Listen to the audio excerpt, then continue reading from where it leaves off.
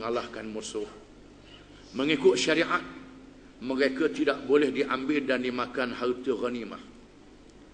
Harta ghanimah dihimpunkan di satu tempat, kemudian Allah menurunkan api menghangus dan membakar harta ghanimah rampasan itu. Apabila harta ghanimah dihimpun di satu tempat yang dilonggokkan, api yang turun dari langit berpusing-pusing tidak mahu membakar harta ghanimah. Lalu Nabi Yusha mengatakan, di kalangan kamu ada orang yang khianat, orang yang menipu, orang yang menyeleweng. Aku minta supaya tiap-tiap orang ketua pasukan, ketua kabilah berbai'ah, memegang tangan. Mana-mana kabilah yang di dalam kalangan anak buahnya khianat, tangannya melekat pada Nabi Yusha, menandakan bahawa anak buahmu ada yang khianat. Kemudian diminta tiap-tiap orang individu dalam pasukan berjabat tangan, dan yang khianat itu melekat tangannya pada Nabi Yusha secara mukjizat yang ditunjuk oleh Allah Subhanahu wa taala. Lalu mereka membawa harta rampasan yang dicuri, yang disebut dalam hadis itu emas, yang dikumpulkan sebesar kepala lembu. Emas besar kepala lembu. Tapi fikirlah bagaimana banyaknya. Setelah diletak, barulah api itu membakar semua. Inilah perangai Bani Israel. Mereka tidak ikhlas, mereka tidak taat kepada Allah Subhanahu wa taala. Para ulama juga menyebut dalam kitab tafsir, di antaranya perkara-perkara yang berkait dengan mereka tidak patuh kepada arahan Nabi Musa alaihi salam, khusus dalam perkara akidah, menyembah Tuhan yang esa. Mereka minta supaya Tuhan dinampakkan, macam kaum lain juga. Mereka minta nak tengok Allah Ta'ala. Mereka disambah petir. Mereka beriman dengan separuh kitab dan kufur dengan sebahagian yang lain. Tak beramal kitab Taurat dan berbagai-bagai penyelewengan lagi. Mereka menghina Nabi Musa alaihi salam. Berbeza dengan para sahabat radhiyallahu anhum di dalam peperangan Badar, apabila Nabi yang jumlahnya 313 orang yang tak cukup kelengkapannya terserempak dengan bala tentera musyrikin yang jumlahnya 1000 pada 17 bulan Ramadan tahun yang kedua hijrah, pagi Jumaat. Sebelumnya Nabi bermesyuarat dengan sahabat-sahabat dia. Apa pandanganmu? Adakah kita berundur pulang ke Madinah, membuat persediaan dahulu, kemudian baru kita datang kembali untuk menentang tentera musyrikin yang dipimpin oleh Abu Jahal? Al-Miqdad bin Aswad menjawab, Ya Rasulullah, ma naqulu kama qala Banu Israel, idhab anta wa rabbuka faqatila inna hahuna qa'idun, walakinna naqul idhab anta wa rabbuka faqatila inna ma'akuma muqatilun. Wahai Rasulullah, kami tidak bercakap kepada Rasulullah sebagaimana orang-orang Yahudi Bani Israel berkata kepada Nabi Musa bila Nabi Musa mengajak mereka berjihad, wahai Musa, pergilah engkau dengan Harun dan Tuhan kamu berdua, kami nak tinggal di sini. Kami tak kata begitu, tetapi kami kata kepada Rasulullah, pergilah, kami bersama dengan Allah dan Rasul. Kami sanggup pergi di mana sahaja, kami ikut arahan. Kami tidak akan undur. Kami bukan macam Bani Israel. Di sinilah Allah memberi kemuliaan kepada umat Muhammad sallallahu alaihi wasallam. Tidak ada kalangan kumpulan Islam, kalau ada pun hanya segelintir sahaja. Dan Allah Ta'ala hukum mereka. Falamma zaghu azagha Allahu qulubahum wallahu la yahdil qaumal fasiqin. Maka tatkala mereka menyeleweng, Allah pesongkan hati-hati mereka, dan Allah tidak memberi petunjuk kepada orang-orang yang fasik. Mereka dijadikan golongan al-maghdubi alaihim, Dalam surah Fatihah kita berdoa, ihdinas siratal mustaqim siratal ladzina an'amta alaihim ghairil maghdubi alaihim. Wahai Tuhan kami, tunjuklah kami jalan yang betul, jalan orang-orang yang telah Engkau kurniakan nikmat ke atas mereka, bukannya jalan orang yang dimurkai ke atas mereka, iaitulah golongan orang-orang Yahudi Bani Israel. Al-maghdubi alaihim, dimurkai ke atas mereka. Sebab mereka dimurkai oleh Allah kerana mereka mengetahui benarnya Nabi Musa alaihi salam. Musa adalah Rasulullah, tapi mereka tak beriman. Begitulah mereka tidak beriman dengan Nabi Muhammad sallallahu alaihi wasallam. Padahal mereka berkumpul di Madinah menunggu kedatangan Nabi akhir zaman Muhammad sallallahu alaihi wasallam. Mereka adalah golongan ahli kitab, golongan yang tahu kitab tetapi menyeleweng daripada kitab. Begitulah umat Islam, kalangan ulama-ulama mereka yang tidak beramal dengan Quran, yang menyeleweng ber-Quran, diselewengkan hati-hati mereka. Na'udzubillahi min dzalik. Seterusnya Allah menyebut tentang Nabi Isa yang menghadapi kaum Bani Israel. Wa idh qala Isa ibn Maryam, ya Bani Israel, inni Rasulullah ilaikum musaddiqan lima bayna yadayya min at-Taurah wa mubashiran bi rasulin ya'ti min ba'di ismuhu Ahmad. Dan ingatlah apabila Nabi Isa alaihi salam, Isa bin Maryam, yang dilantik menjadi rasul yang akhir di kalangan Bani Israel mengikut pendapat ulama. Selepas Isa dilahirkan Nabi Muhammad sallallahu alaihi wasallam.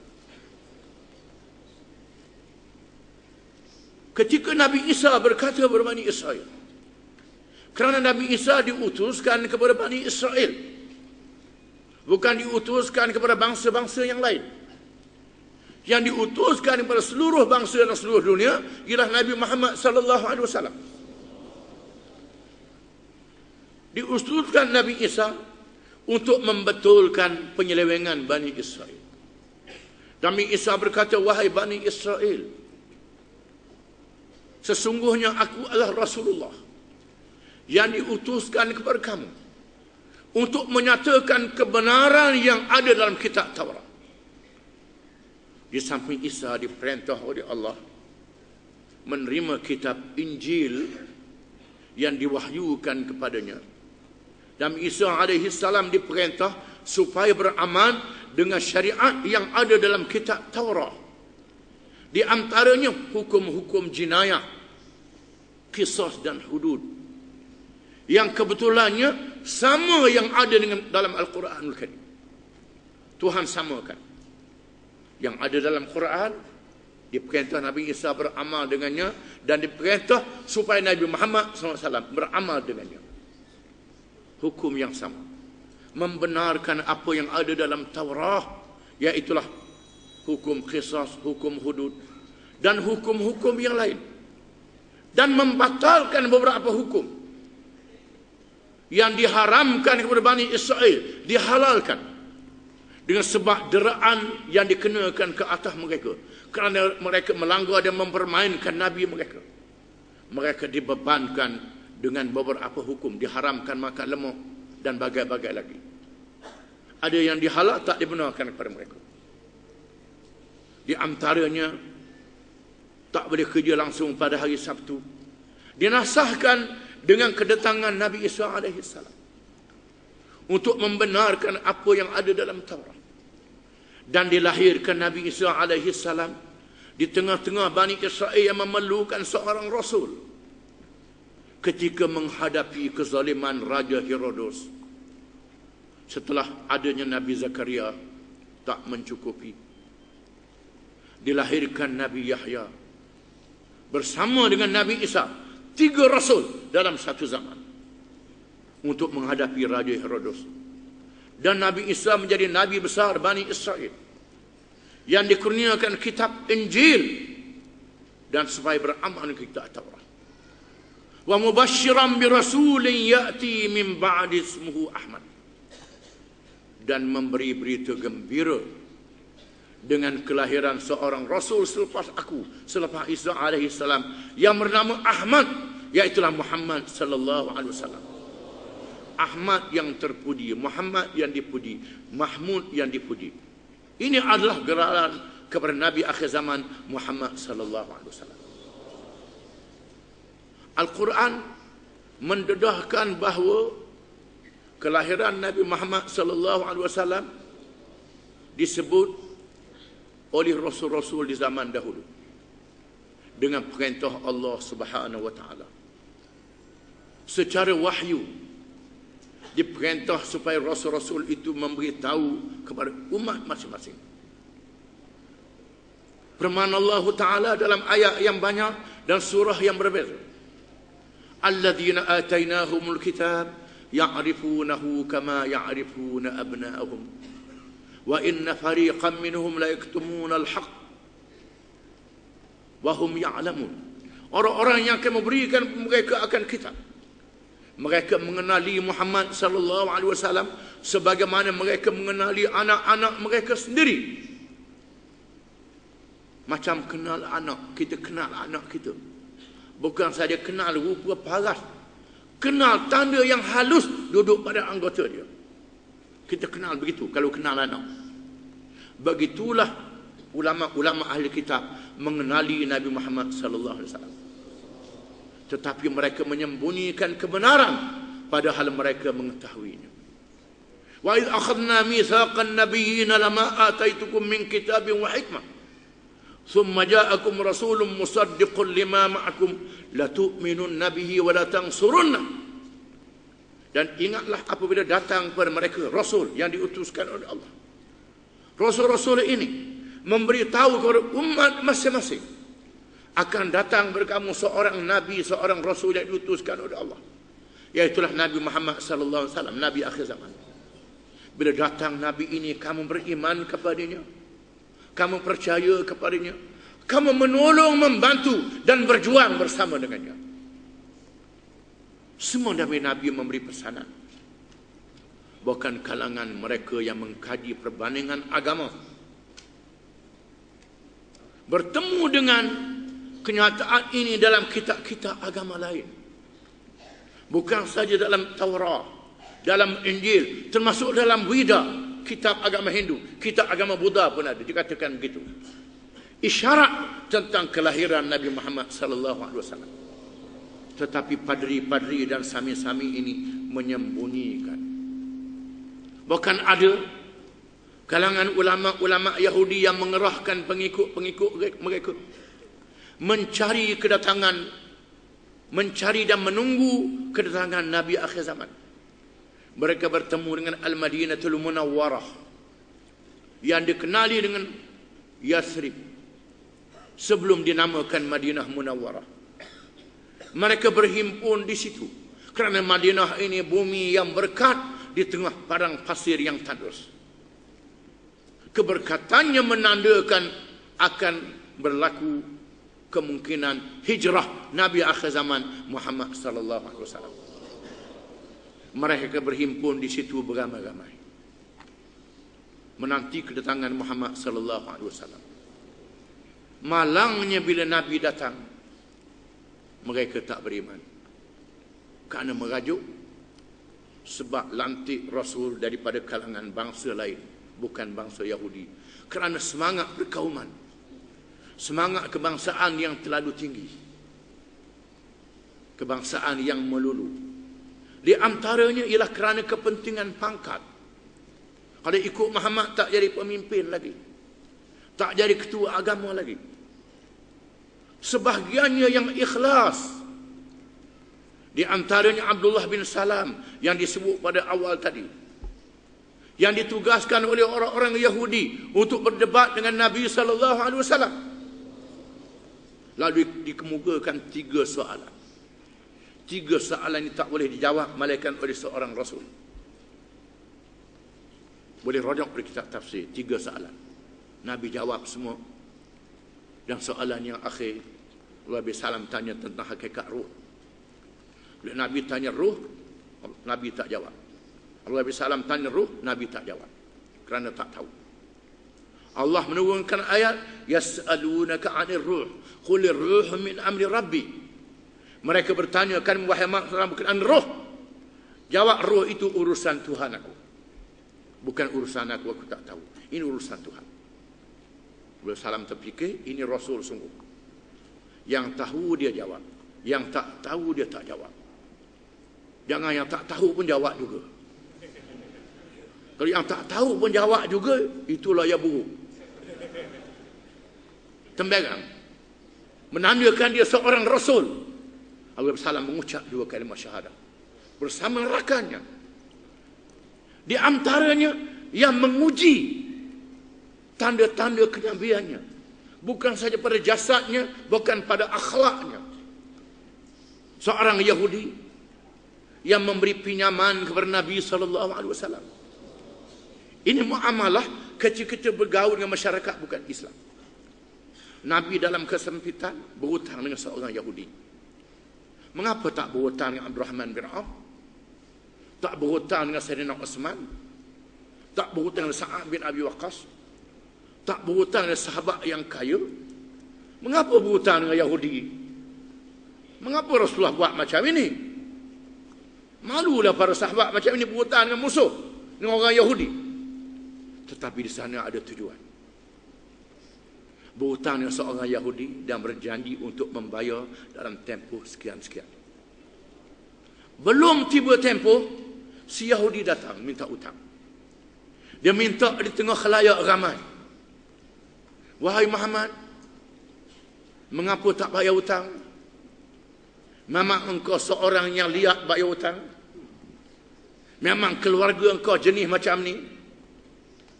Dia kata kata-kata yang menghangatkan keadaan, yang memalukan Nabi SAW di tengah khalayak ramai. Sehingga ada sahabat yang datang nak pukul. Nabi kata jangan. Jangan. Di sini uslub dakwah. Kalau pukul, habis cerita lah. Jangan pukul. Jangan pukul dia. Nabi kata memang. Kata Nabi memang aku berhutang dengan dia. Betul aku berhutang dengan dia. Tetapi dia minta cepat sangat. Belum tiba masa dia dah datang minta hutang. Lalu Nabi kata, wahai Umar, bangun, bawa dia bayar hutang. Nabi pilih sahabat yang paling bengis suruh bayar hutang. Orang Kelantan kata paling gedebek. Jangan apa-apakan dia, jangan dia tampar tengah jalan, jangan. Wahai Umar, bawa dia, bayar hutang dia, bagi hadiah pada dia lebih lagi. Bagi hadiah pada dia. Sampai tengah jalan, Yahudi ni kata, Umar, bawa aku nak menghadap Rasulullah, aku nak masuk Islam. Nak masuk Islam. Salman kata, macam mana nak masuk Islam? Tadi datang minta hutang. Yahudi ni kata, aku nak uji dia. Kerana aku baca dalam kitab Taurat. Di antara tanda Nabi akhir zaman, ialah dia dapat menahan kemarahannya. Marah macam mana pun dia boleh tahan. Di mana rahmatnya mendahului kemarahannya. Ini sifat. Dan aku lihat sifatnya ada pada dia. Lalu dia datang, dia masuk Islam. Seorang Yahudi nama Mukhayriq, yang tadi saya tak jumpa nama dia. Yang ini ada nama Mukhayriq. Mukhayriq ni ketika berlakunya perang Uhud, dalam keadaan yang terdesak, dia datang menghadap Nabi SAW, wahai Rasulullah, saya nak masuk Islam. Semua harta saya, kebun saya serah wakaf fisabilillah. Di sini ada orang Yahudi yang segelintir yang masuk Islam. Di zaman moden ada di Muhammad bin Asad yang dengan buku-bukunya menuju ke Mekah. Banyak buku karangan dia, sistem pemerintahan Islam. Ini juga seorang Yahudi Austria yang masuk Islam dalam tahun 20-an atau 30-an, dah lama. Di antara Maryam Jamilah daripada Amerika yang masuk Islam, masih hidup lagi tinggal di Pakistan. Ini orang Yahudi. Di sana ada orang Yahudi. Bahkan dalam begitu hari ini pun ada orang Yahudi di Palestin yang masuk Islam. Yang melihat kebenaran agama Islam. Tengah-tengah perang ada yang masuk Islam. Cuma mereka menyembunyikan kebenaran yang disebut dalam kitab-kitab mereka. Ulama tafsir menyebut sebab turun satu ayat. Bila dua orang padri Kristian datang bertemu dengan Nabi SAW, berjumpa dengan Nabi, "Ya Muhammad, kami nak minta apa saksi yang paling besar siapa?" Saksi paling besar. Lalu Allah menurunkan firman, "Syahidallahu annahu la ilaha illa huwal malaikatu wal alim qa'iman bil qist. Inna dina 'indallahi Islam." Ayat ni yang kita baca wirid lepas sembahyang. Lalu dua padri ini masuk Islam. Banyak kisahnya. Jadi kenyataan Nabi Muhammad, Nabi akhir zaman disebut dalam kitab Taurat dan Injil. Falamma ja'ahum bil bayyinat qalu hadha sihrun mubin. Maka tatkala datang Nabi itu, sekarang ulama tafsir mengatakan Nabi itu ialah Nabi Muhammad sallallahu alaihi wasallam, membawa keterangan-keterangan daripada Allah.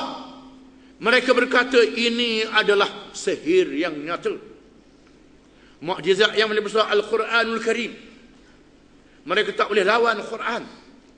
Banyak ahli-ahli bahasa Arab bila dengar ayat Quran tak boleh lawan Quran. Ini bukan rekaan manusia, ini firman Allah Ta'ala. Hanya mereka yang tahu seni bahasa Arab saja yang merasa Quran adalah mukjizat. Dan mereka yang mengaji ilmu undang-undang, ilmu ekonomi, ilmu apa saja, sains, teknologi, mereka akan mendapat penemuan Quran adalah mukjizat. Mukjizat Al-Quran. Di samping mukjizat-mukjizat yang lain yang dia beri kepada Nabi SAW, mereka kata ini adalah sihir. Setengah ulama mengatakan mukjizat Nabi Isa AS. Setelah Nabi Isa menunjukkan mukjizatnya, di antaranya boleh menghidupkan orang mati, diambil tanah liat, dibentuk-bentuk jadi burung, ditiup terbang, memberitahu makanan yang disimpan di rumah, orang yang buta asal dicelekkan, yang sakit baras disembuhkan, penyakit-penyakit yang tak boleh diubati oleh ilmu perubatan disembuhkan. Mukjizat Nabi Isa AS, dilahirkan dalam keadaan tidak ada bapa, ada ibunya, dan bercakap ketika masih bayi. Mereka lihat ini semua, mereka kata ini sihir. Bani Israel mengatakan sihir yang nyata. Padahal mereka tahu ini adalah Rasul, perkara luar biasa yang ditunjukkan oleh seorang yang baik adalah tanda kerasulan di zaman kerasulan, ataupun karamah di zaman tidak ada kerasulan. Ditunjuk oleh orang yang jahat adalah sihir untuk menipu orang. Wa man azmu man iftara 'ala Allahi al-kadhib wa huwa yud'a ila al-Islam wallahu la yahdi al-qauma az-zalimin. Dan siapakah yang lebih zalim daripada orang yang mereka perkara-perkara bohong, padahal dia tahu ini adalah benar, dia ajak kepada Islam. Dan Allah tidak memberi hidayah kepada orang-orang yang zalim. Manusia yang paling zalim ialah manusia yang tahu kebenaran, yang tahu ajaran yang dia bawa oleh nabi-nabi dan rasul-rasul, yang berakhir dengan Nabi Muhammad SAW. Tetapi mereka tak beriman dengan Nabi itu. Ini sangat zalim. Begitulah orang yang mengaji agama, yang tahu agama, yang faham agama, lawan agama. Jangan kita anggap golongan ini hanya ada zaman dulu, saya tak ada zaman sekarang. Quran adalah kitab mukjizat di sepanjang zaman sehingga hari kiamat. Jangan kita baca Quran, kita anggap ini cerita zaman dulu. Quran bukan buku cerita. Quran kitab hidayah, mukjizat sehingga hari kiamat. Semua cerita kisah dalam Quran berpanjangan sehingga hari kiamat. Menunjukkan bahawa golongan yang mengada-ngada pembohongan untuk melawan Islam, padahal dia tahu Islam adalah benar, adalah golongan yang sangat zalim. Siapa yang lebih zalim? Waman azlamu. Siapa lagi yang lebih zalim, yang paling zalim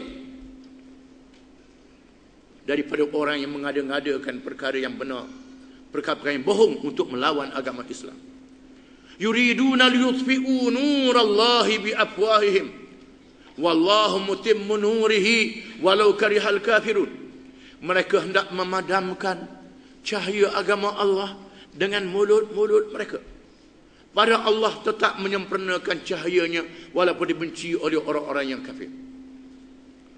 Dibandingkan golongan orang-orang kafir sama ada golongan ahli kitab ataupun golongan musyrikin. Golongan ahli kitab yang bertemu dengan Nabi SAW, yang melihat tanda kerasulan dan kenabiannya. Golongan musyrikin yang hidup di Makkahul Mukarramah, mereka adalah keluarga Nabi SAW seperti Abu Lahab, Abu Jahal dan lain-lain, yang melihat Nabi sejak dilahirkan ke dunia, berakhlak dengan akhlak yang mulia.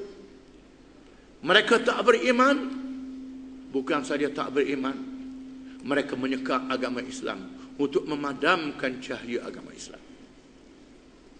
Berikutlah golongan orientalis dan pengikut-pengikutnya di zaman ini yang nak memadamkan cahaya agama Islam dengan berbagai-bagai da'ayah, mengatakan hukum Islam zalim, Islam adalah ganas, pengganas, macam-macam tuduhan. Semua da'ayah-da'ayah ini menggunakan media, menggunakan undang-undang, menggunakan tindakan untuk memadamkan cahaya agama Allah. Mereka tidak boleh memadamkan cahaya agama Allah dengan mulut-mulut mereka. Mereka hanya boleh memadam api lilin, memadam pelita minyak tanah dengan mulut mereka, dengan hembus. Mereka nak padamkan cahaya agama Allah. Bahkan cahaya matahari pun mereka tak boleh padam dengan mulut. Cahaya bulan dan bintang cakrawala yang dijadikan oleh Allah undang-undang peraturan alam, mereka tak boleh padam dengan mulut-mulut mereka. Begitulah petunjuk yang ada dalam Quran tak boleh dipadamkan sehingga hari kiamat. Dan kita melihat sendiri terserlah kebenaran Islam dan buruknya ajaran-ajaran agama lain, dengan berlakunya krisis agama di kalangan agama-agama yang lain dan krisis nilai dalam masyarakat yang tidak menganut Islam dan orang-orang Islam yang terpengaruh dengan mereka. Di antaranya kita lihat di barat, gereja kosong. Masyarakat barat putus hubungan keluarga dan kemasyarakatan. Ada orang kaya bintang filem yang cantik rupawan, harta banyak, bunuh diri walaupun boleh memuaskan hawa nafsu, menandakan agama mereka karut, gagal. Cahaya agama Islam terselah. Banyak kalangan yang baca buku-buku Islam, baca terjemahan Quran, masuk Islam. Tahun lepas seorang mubalik agama Kristian masuk Islam kerana dia baca Bible, baca Taurat, baca Quran.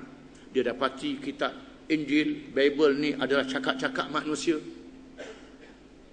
Taurat juga sudah kelang kabut. Sudah baca Quran, ini adalah kitab Allah. Dan masuk Islam.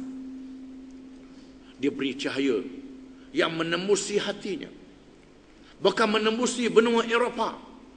Islam berkembang di Eropah, di Amerika. Inna hadzal amra sayablughu ma balagha al-lail wan nahar. Ini hadis Nabi SAW. Sesungguhnya urusan ini, urusan agama ini akan sampai di mana sampainya matahari dan bulan, malam dan siang. Di mana malam dan siang sampai, di situ cahaya Islam akan sampai. Kita melihat di negeri Spanyol yang menjatuhkan sebuah kerajaan Islam yang bertapak selama 8 abad. Kerajaan Islam yang bertapak di Spanyol, di Andalusia selama 8 abad, 800 tahun. Yang melahirkan ulama-ulama terbilang, Al-Qurtubi, Ibn Hazmin dan lain-lain lagi. Ulama-ulama yang hebat di Cordoba dan daerah-daerah yang lain, yang mencipta tamadun Islam, tamadun ilmu yang hebat, ditumbangkan setelah 800 tahun. Kerana orang Islam tak beramal dengan Islam. Cahaya Islam malak sementara waktu. Mereka membunuh orang Islam yang sempat lari berhijrah, yang tak sempat dibunuh. Dihapuskan tanda-tanda Islam, bukan sahaja masjid, termasuklah batu-batu nisan perkuburan orang Islam dihapuskan. Tak mau nampak tanda Islam. Cuma mereka lihat Masjid Qurtuba, seni bina yang cantik. Mereka lihat Istana Al-Hamra, lambang kepoya-poyaan, sangat indah. Mereka biarkan untuk jadi tatapan pelancong. Saya melawat Al-Hamra, masih ada lagi kalimah la ghaliba illallah. Tidak ada yang boleh yang menang malaikat Allah. Mereka kalah kerana mereka tak ikut Allah Ta'ala. Ditulis pada pintu istana la ghaliba illallah. Masih ada lagi tulisannya. Masjid Qurtuba yang hebat, orang Islam dibunuh, tiba-tiba muncul lagi orang Islam di tengah masyarakat Sepanyol. Setelah munculnya demokrasi barat yang mengizinkan kebebasan beragama, bukan sahaja orang Arab yang datang ke sana berhijrah, bekerja di sana, termasuklah penduduk asal Sepanyol yang menyimpan Islam di dalam diri dan di rumah masing-masing masih wujud. Saudara Saqib, seorang pemimpin NGO Islam di Sweden, menceritakan pada saya. Beliau berasal dari Morocco, Maghribi. Seorang rakan dia dari Morocco melawat Sepanyol. Dia nak cari sebuah masjid untuk semayang. Dia tanya seorang polis lalu lintas, tolong tunjuk pada saya masjid, kerana saya nak semayang di masjid, nak tahu ada tanda masjid ke tidak. Polis tu kata tunggu sekejap, nanti saya habis tugas. Setelah habis tugas, polis tu ajak dia naik kereta, dibawa ke rumah dia sendiri. Pergi tengkak bawah tanah, buka pintu, ada lagi bilik bawah tanah, ada sejadah semayang. Saya orang Islam. Itu dia. Saya simpan Islam turun-temurun nenek moyang saya. Di sini menandakan bahawa cahaya agama Islam tak boleh dipadam. Begitulah di negeri komunis, di negeri Asia Tengah, Soviet Union dan China yang hancur lebur kuasa besar dunia. Orang Islam muncul semula. Muncul semula orang Islam di Asia Tengah. Masjid-masjid mula dimakmurkan, menandakan cahaya agama Islam tidak boleh dipadamkan oleh mulut-mulut mereka dan senjata-senjata mereka.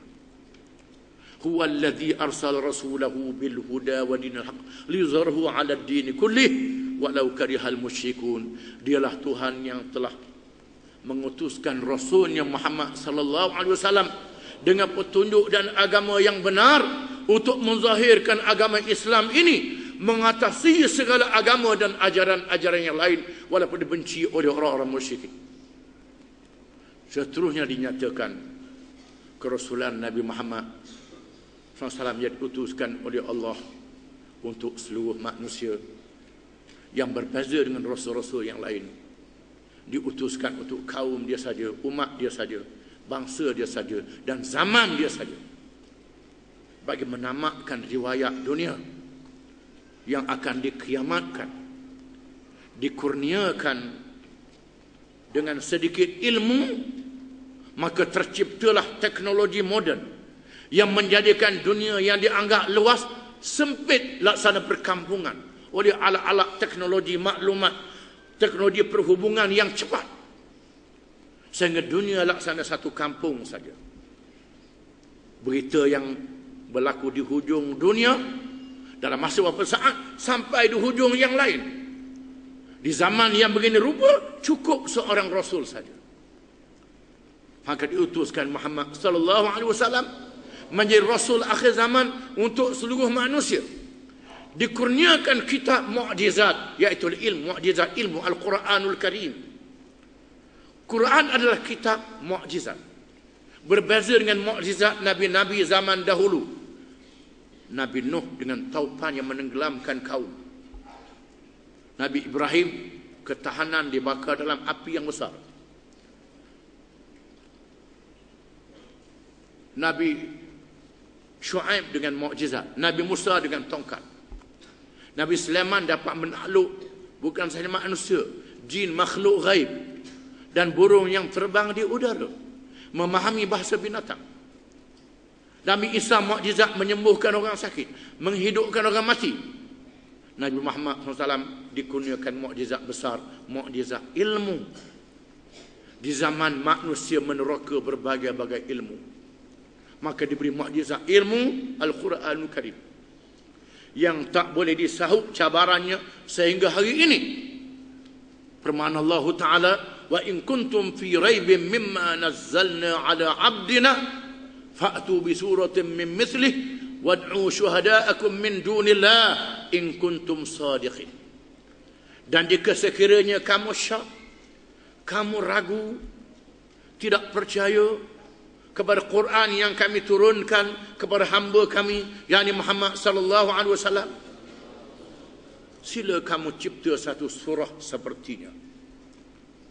Tak perlu surah yang panjang, surah yang pendek pun tak apa, satu baris. Sila buat satu surah sepertinya.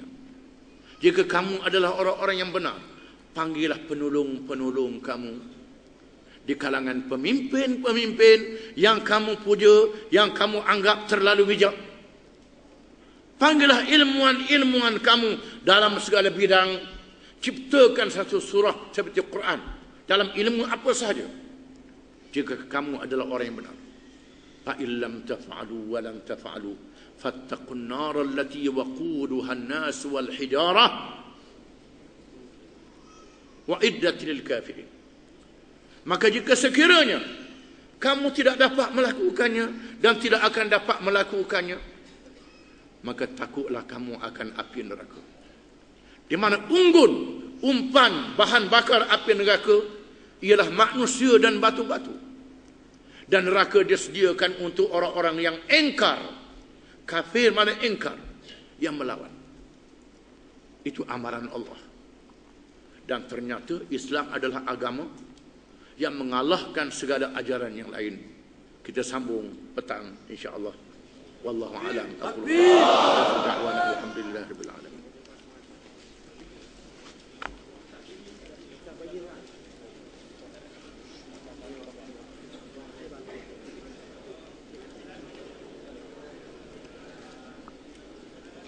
Terima kasih kepada Guru dan Presiden dari atas persiapan sebentar tadi. InsyaAllah kita akan teruskan lagi selepas Zuhur sebentar lagi. Dan untuk pengumuman kepada hadirin sekalian,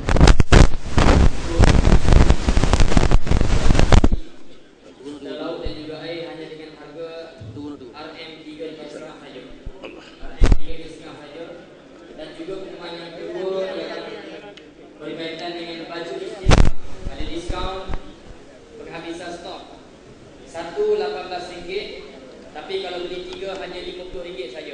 Jadi kalau nak jimat boleh kongsi dengan kawan di sebelah kita untuk beli tiga RM50 saja di kaunter pendaftaran. Jadi insyaAllah kita tangguhkan dulu untuk sesi ini dengan tasbih kafarah dan surah Al-Ikhlas.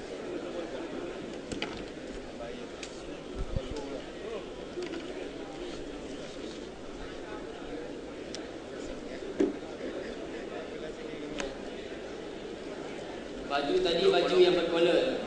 Baju yang berkolor RM18, RM3.50. Wallah.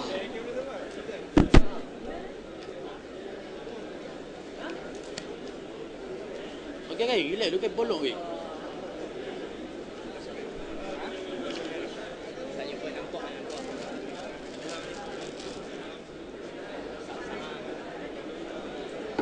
Tapi air.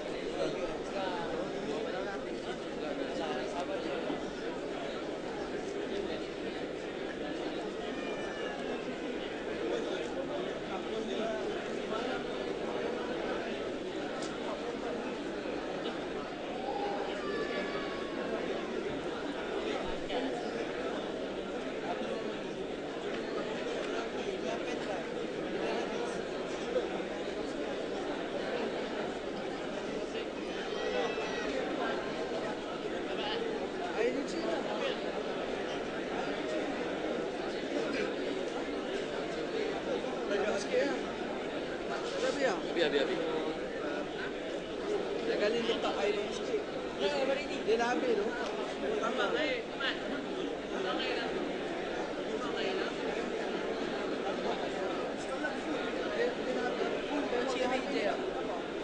jumpa je.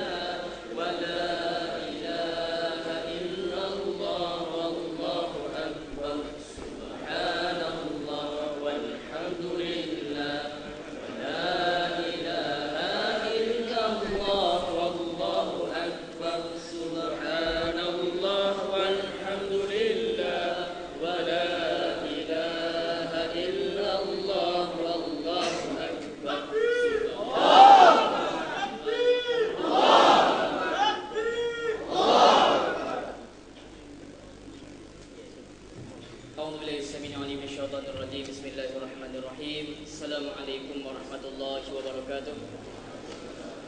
Al-Fatihah.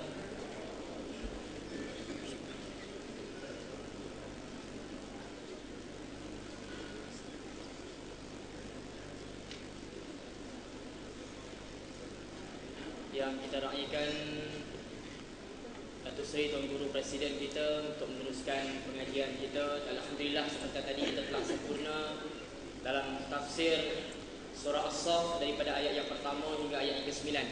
InsyaAllah kita akan teruskan lagi slot kita pada petang ini dengan habiskan surah As-Saff insyaAllah, bermula dengan ayat yang ke-10 hingga yang seterusnya insyaAllah. Jadi tanpa berlama masa lagi, majlis dengan segala hormatnya persilakan Tuan Guru Presiden kita Haji Abdul Hadi Awang untuk meneruskan bincangan dan juga tafsir kita pada hari ini. Silakan. أعوذ بالله من الشيطان الرجيم هو الذي أرسل رسوله بالهدى ودين الحق ليظهره على الدين كله ولو كره المشركون. Dialah Tuhan yang telah mengutuskan Rasulnya, yakni Nabi Muhammad sallallahu alaihi wasallam,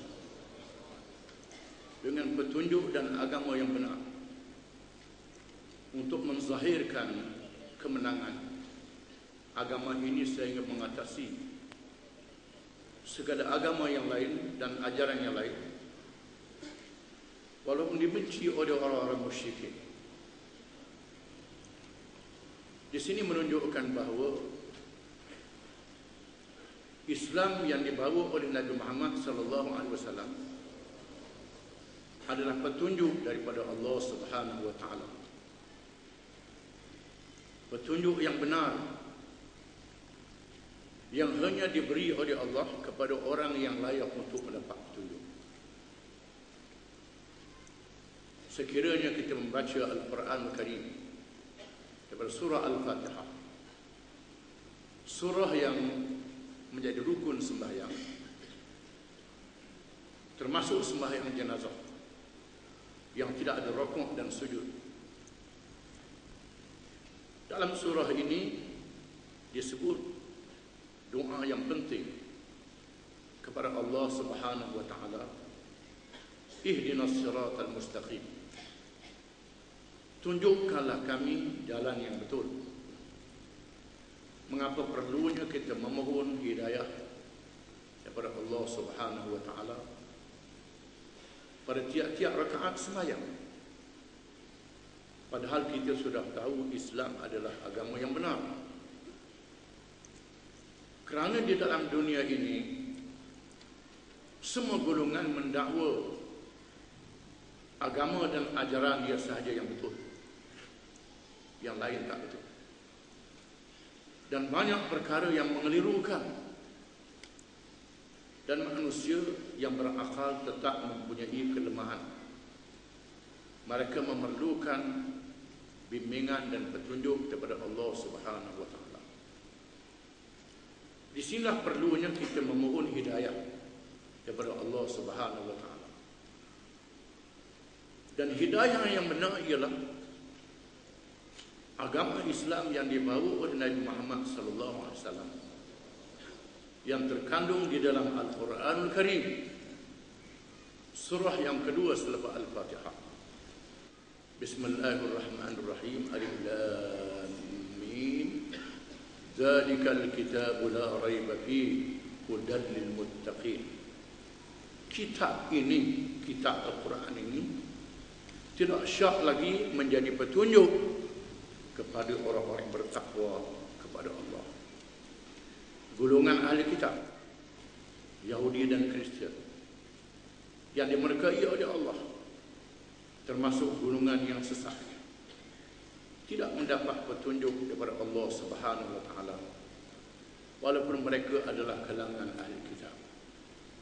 Sebabnya ialah kerana mereka berlaku zalim terhadap rasul-rasul yang diutus oleh Allah, dan menganggap diri mereka sudah bijak, sudah pandai. Kita jangan menganggap kita sudah bijak, sudah pandai. Kita tetap mempunyai kelemahan dan memerlukan hidayah agama Islam kepada agama Islam daripada Allah Subhanahu wa taala. Kemudian dinil haq. Din, perkataan din tak boleh terjemah dalam bahasa asing. Kalau terjemah dalam bahasa asing tak cukup makna dia. Kita terjemah dalam bahasa Melayu dengan agama, tak ada perkataan lain. Dalam bahasa Barat, religion.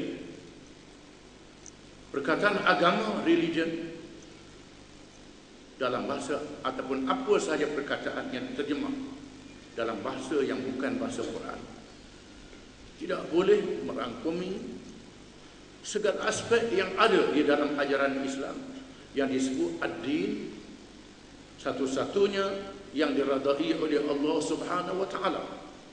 Inna din 'indallahi al-Islam.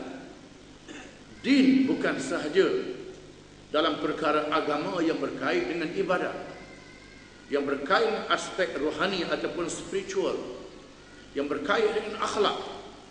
Termasuk di dalam din itu ialah undang-undang, peraturan dan seluruh cara hidup.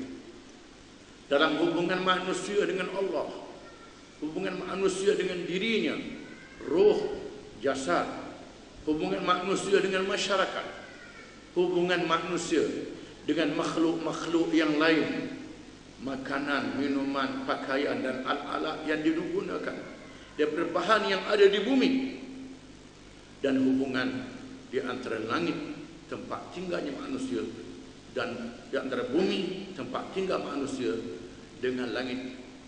Maka Islam adalah ajaran yang menyeluruh. Dalam surah Yusuf disebut dengan Dinul Malik.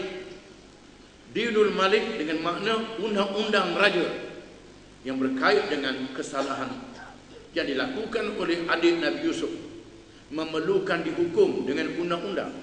Di sini din bukan sahaja perkara akidah, termasuk syariat dan sistem yang diamalkan dalam kehidupan manusia.